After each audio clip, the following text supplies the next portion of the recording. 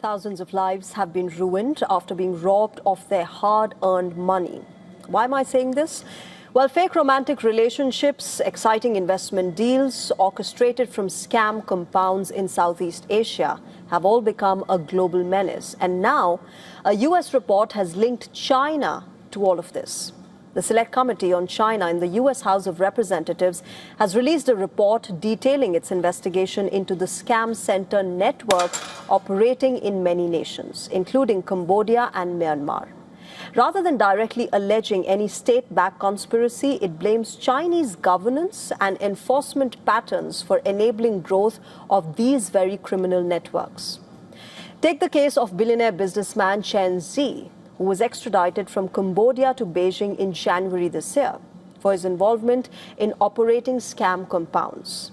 The report claims that a Chinese intelligence officer was formally placed within Chen's Prince Group, as it was called, to achieve China's strategic aims in Cambodia.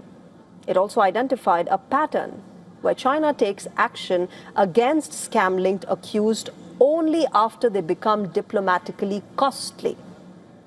In terms of material losses, the numbers have been quite revealing. As per this report, Americans lose $10 billion annually to cyber fraud from scam compounds. Quoting Interpol, it has cited that illicit proceeds from scam centers worth nearly $3 trillion move through global financial systems every year. There is a larger human cost as well that is involved here. The report flags how scam centers rely on human trafficking, drawing victims from over 80 countries.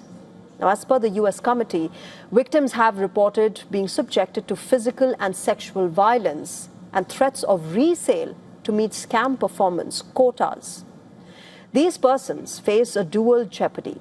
While they are exploited as victims, they are coerced to defraud a second set of victims as well. So what has the committee proposed to tackle this big menace? It has pitched certain recommendations to ensure that scam ecosystems face higher costs, fewer safe havens, and stronger financial pressure. It has called for a bipartisan legislation to create an interagency task force for targeting transnational scam syndicates operating large-scale scam compounds fueled by human trafficking. The report also advocated sanctions on foreign officials and business elites linked to the scam operations. Besides this, it has urged the American government to counter influence of China in vulnerable Southeast Asian nations by strengthening governance institutions. At the same time, it has backed tactical law enforcement cooperation with China.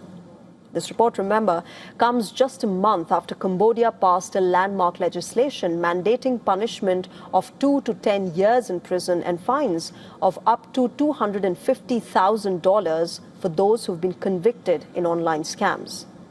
On the other hand, United States has announced criminal charges against 2 Chinese nationals in April this year for operating scam compounds.